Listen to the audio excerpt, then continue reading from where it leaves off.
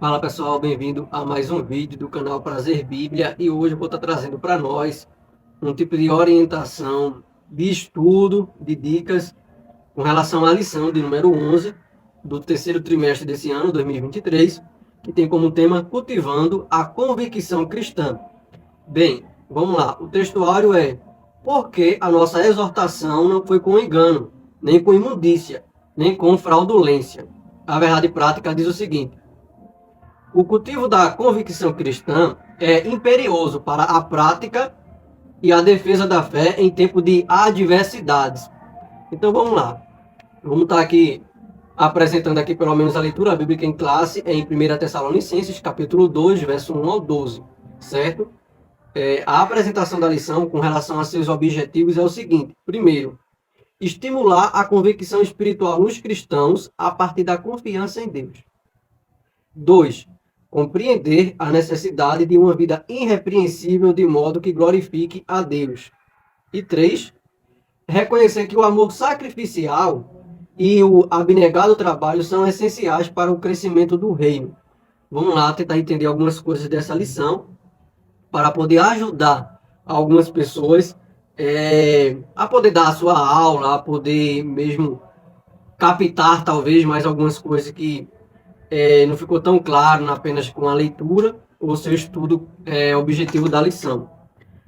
Vamos lá para a introdução. Diante das incertezas atuais e dos ataques à doutrina bíblica, é indispensável ao crente cultivar uma profunda convicção cristã. Não cabe ao salvo esmorecer em meio às tribulações, mas prosseguir confiante pelo prêmio da soberana vocação. Nessa lição estudaremos os aspectos espiritual, moral e social, que formam a convicção de nossa fé cristã. O objetivo é despertar em cada cristão o desejo de ser um autêntico embaixador de Cristo em um mundo de trevas. Então veja aí que introdução interessante para a gente já começar a se pensar um pouquinho no decorrer dessa lição. Veja bem, o ponto 1 é convicção espiritual, que é dividido em 3 tópicos, né? Que é poder do Espírito, 2, confiança em Deus e 3, fidelidade na pregação. A gente acabou de ver na aula da lição passada sobre as muitas lutas que o apóstolo Paulo enfrentou e que todo cristão também enfrenta na sua vida. E a partir desse aspecto que a gente vai entender que tem lutas, e também na lição passada a gente já viu um aspecto que é a esperança, que há uma renovação da parte de Deus. A gente precisa entender que se tem lutas, se tem embates, vai ter o quê? Desgastes, certo? Desgaste psicológico, desgaste físico. E se há um desgaste, a gente vai entender que há uma necessidade de cultivar, né? De manter, porque o que é cultivar? Cultivar é tratar, cultivar é dedicar-se a alguma coisa, não é? Cultivar é você ver que tem uma área, alguma coisa na sua vida que precisa, eu posso chamar de uma repaginada ou de uma restauração. E com a vida da gente, em relação também às coisas espirituais, não é diferente. Porque a luta, os embates, o sofrimento, as tribulações, isso vai minando a fé da gente, isso vai atacando a solidez que nós tínhamos e agora a gente vai ficando mais fraco por causa dos embates. Então o que a gente precisa? Manter uma fé saudável. Manter-se saudável. Isso só acontece através do cultivo. E cultivar é para manter alguma coisa saudável, né? Manter o seu estado perfeito ou bom. E também para crescer. A gente lembra dessa questão de cultivo muito da perspectiva de agricultura, né? E daí o pessoal vai cultivar para tirar, como eu posso dizer, as pragas do meio das plantações. E também para que aquela plantação ela cresça de maneira saudável. Então essa é uma ideia muito interessante da gente abordar e entender, certo? Quando a gente vai falar de coisa espiritual, não se cultiva coisas espirituais com a força da razão, do intelecto, não é? Isto é, eu não consigo cultivar a minha vida espiritual por um argumento apenas lógico, por uma sequência de um esforço intrinsecamente pessoal. Não, eu preciso de quê? Eu preciso de elementos espirituais para que eu possa cultivar essa convicção espiritual em Deus. E onde é que eu tenho esses elementos espirituais? Na Bíblia, na oração, no jejum, no louvor também, é lógico. Então, eu vou cultivar uma vida espiritual, não é apenas lendo livros, um exemplo. Não é apenas eu fazendo caridades, não. Mas é eu lendo a Bíblia, eu orando, eu jejuando, eu louvando a Deus. E a partir daí, coisas espirituais vai vir da parte de Deus para a nossa vida. E o comentarista ele destaca a questão muito importante para a vida de quem serve a Deus, é o poder do Espírito. É o poder do Espírito. Nós não podemos pensar ou desassociar em hipótese alguma a presença e a ação do Espírito Santo em nós, na nossa vida. Porque, veja bem, lá em Romanos mesmo, a gente vai lembrar que Paulo falou assim, olha, o Evangelho de Jesus é poder de Deus, não é? É poder de Deus. É a ação do Espírito Santo convencendo o nosso espírito. E aí a gente já vai lembrar do texto de 1 Coríntios, capítulo 1, ou é o 2, que fala que o Espírito de Deus conversa e convence o nosso espírito que nós somos de Deus, que nós somos filhos de Deus. Agora, como é que esse entrosamento vai poder acontecer? Vai poder acontecer se eu, mais uma vez, me envolver com as coisas de Deus, sabe? Se eu ficar em casa, de braços cruzados, se eu ficar em casa, só pensando assim, Deus, que venha, que o Senhor mande, que o Senhor faça, sem eu interagir com esse mundo espiritual, essas coisas não vão acontecer. O ponto 2 desse primeiro tópico é uma coisa importante que é confiança em Deus. Confiança em Deus. Então, quando eu recebo o poder de convicção do Espírito Santo na minha vida, a partir daí eu consigo confiar em Deus. Mas veja que coisa importante eu captei. Confiar em Deus vai gerar uma vida moral santa. E a gente vai chegar lá no tópico 2, né? Moral. Mas só confia quem conhece. Você, de maneira humana e bem natural, você não consegue confiar em uma pessoa que você não conhece. Um exemplo muito basilar dessa questão. Você está esperando alguém. Você marca alguma coisa, né? Você está esperando essa pessoa. Você só vai confiar que ela realmente vai fazer eu chegar lá onde você marcou se você conhecer essa pessoa. Se você não conhecer, você vai ficar duvidando. Você vai ficar pensando, será que vem? Será que não vem? Será que ela vai fazer mesmo? Será que ela não vai? Então, quando a gente recebe poder no Espírito Santo, com a presença de Deus, a partir da leitura e de tudo isso que eu já falei, a gente consegue confiar em Deus. A gente consegue confiar que Ele vai fazer o que Ele diz, que Ele está conosco, que Ele vai nos conduzir em segurança. Não é tal como o Salmo vai falar, 10.000 cairão ao teu lado, à tua direita, 1.000 à tua esquerda, mas tu não serás atingido. E como é ou quando é que eu vou sentir isso na pele e eu vou realmente perceber assim? Quando eu confiar. Mas eu só confio quando eu conheço. E como é que eu vou conhecer a Deus? Quando eu buscar Ele, buscar Ele verdadeiramente no meu coração, a partir de um quebrantamento, de um reconhecimento. Então, cabe aqui você explorar essas noções, porque o interessante é tentar e buscar fazer com que o pessoal, o povo, os crentes em Cristo, eles meditem também, eles reflitam. Não é interessante chegar às vezes na aula e, me permitem essa expressão, dar a comida pronta, né? Dar o argumento já preparado, já diluído, já bem estruturado. É importante fazer as pessoas entenderem que isso é assim, mas o porquê disso ser assim, né? Qual foi a construção? Qual é o entendimento? Qual é a lógica desse pensamento? E daí é isso. Então, só confia quem conhece. E a gente vai chegar no ponto 3, que é fidelidade na pregação. Isso aqui serve mais para quem é questão de quem é pregador. Você pode, com relação a ter uma fidelidade de vida, certo? Se você tem o poder do Espírito Santo em você, se você confia em Deus porque você conhece a Deus, você vai ser fiel a Ele. Isso é indubitável. É indubitável. O ponto 2 é sobre convicção moral. E a questão da moral, a gente lembra de ética. A gente vai lembrar um pouquinho, talvez. Pode lembrar, né? Dos gregos, da construção do que eles tiveram. Mais uma coisa, uma pontualidade significante aqui para esse momento é a seguinte. Quando eu confio em Deus, estou no poder do Espírito Santo de Deus, na presença, buscando a Ele, em oração e em tudo que eu já falei, eu passo a confiar em Deus.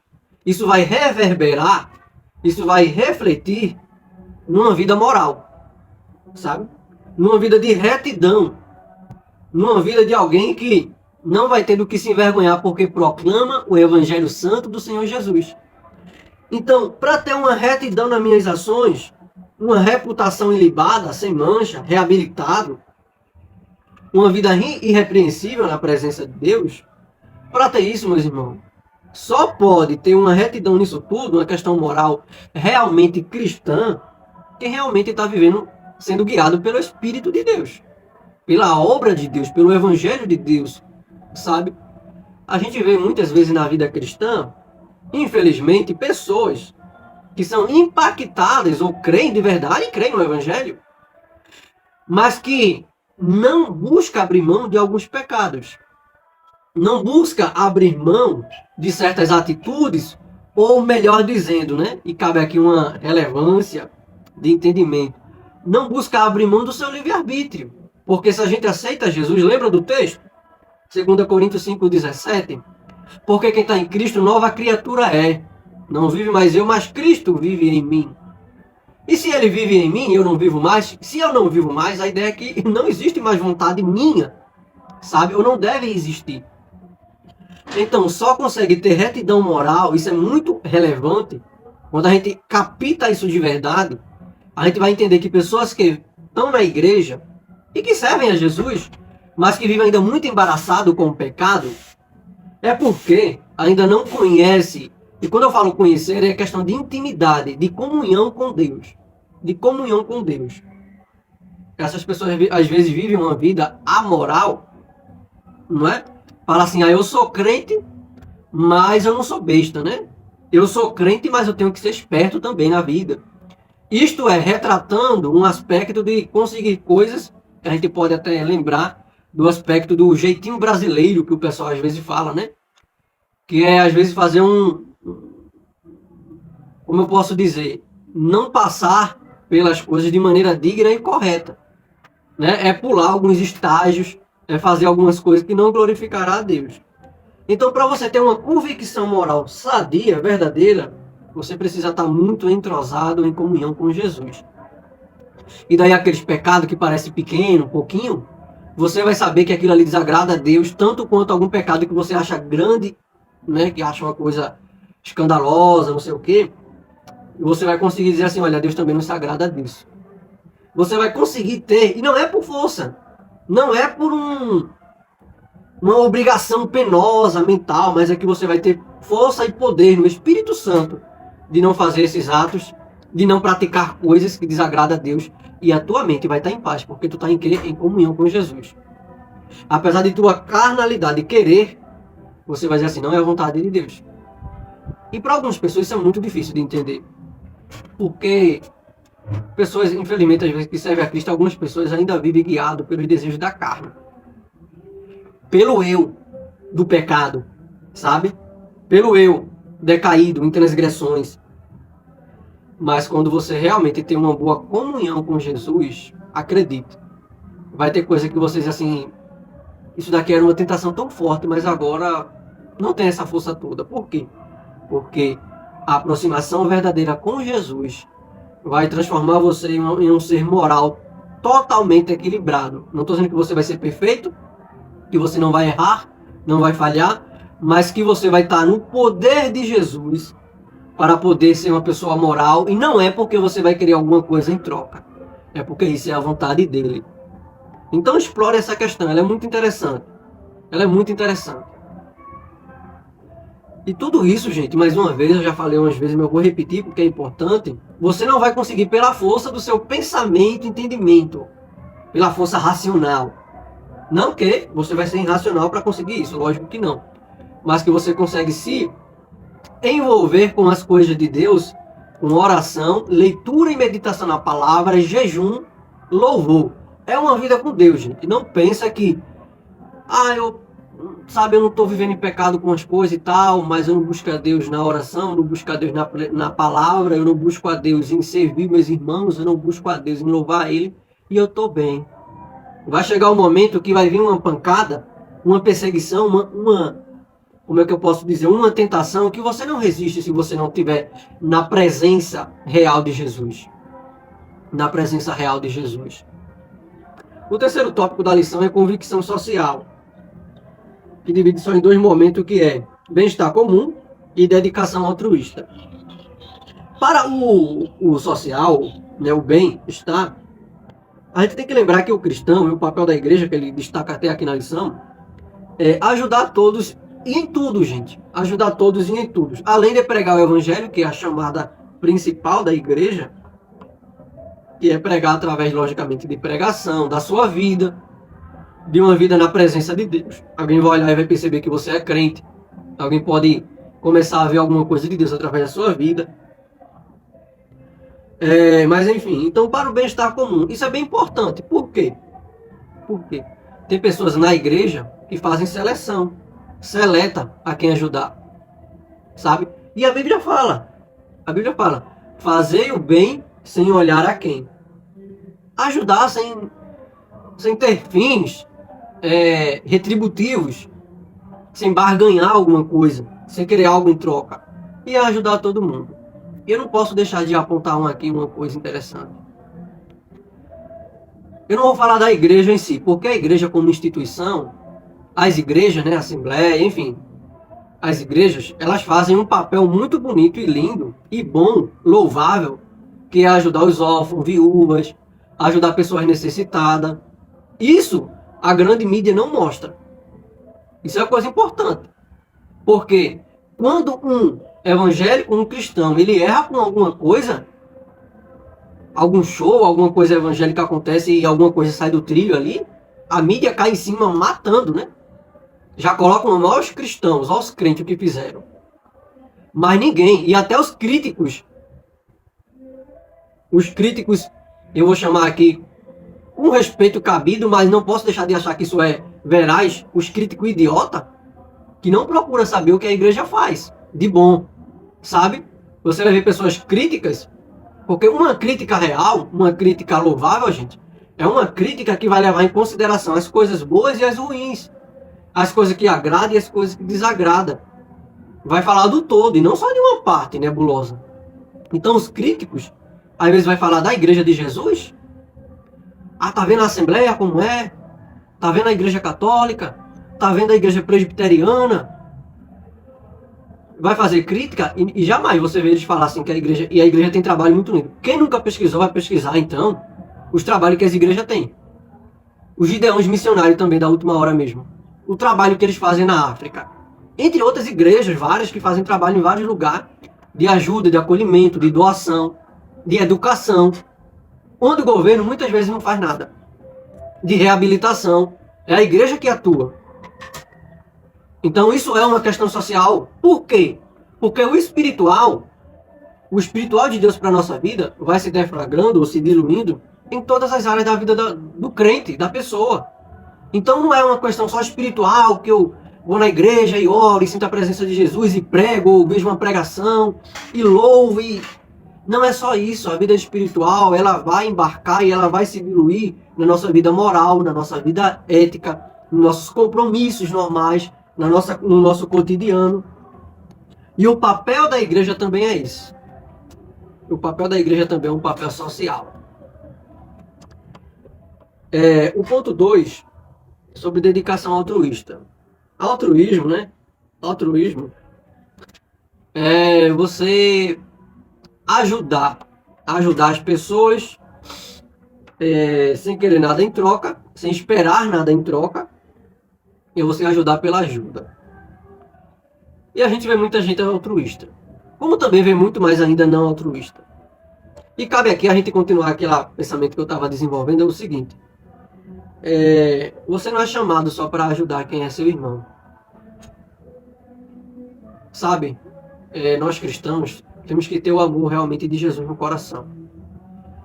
E eu digo isso porque recentemente eu tive uma lição muito grande, sabe? E às vezes a gente tem muito preconceito em uma verdade.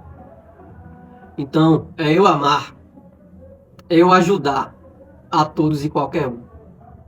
Ele pode ser do candomblé, ela pode ser espírita, Ela pode ser católica.